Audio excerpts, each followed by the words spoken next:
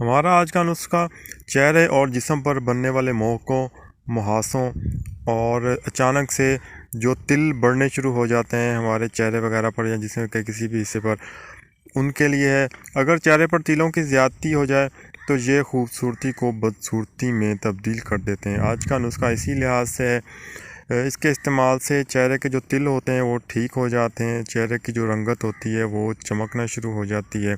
और इसके अलावा और भी जो स्किन इन्फेक्शन वगैरह होते हैं उनमें भी ये बहुत ज़बरदस्त काम करता है, खून को साफ़ कर देता है, खून के जितने भी मसाइल होते हैं, खून की ख़राबी से पैदा होने वाले मसाइल को भी दूर कर देता है।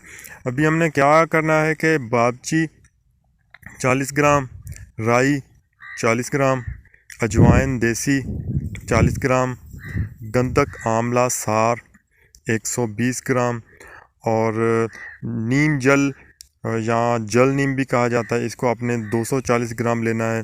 इन तमाम अदविया को अच्छे तरीके से आपने साफ़ कर लेना है, साफ़ करके इनका पाउडर करके इनको मिक्स कर लें और 500 mg के कैप्सूल भर लें। सुबह और शाम खाना खाने के आधा घंटे के बाद आपने एक कैप्सूल सुबह ले लेना है और एक कैप्सूल शाम को ताज़ा पानी के साथ इस्तेमाल करना है। इंशाल्लाह जिल्द के तमाम मसाइल से आपको चंद दिन में ही छुटकारा मिल जाएगा।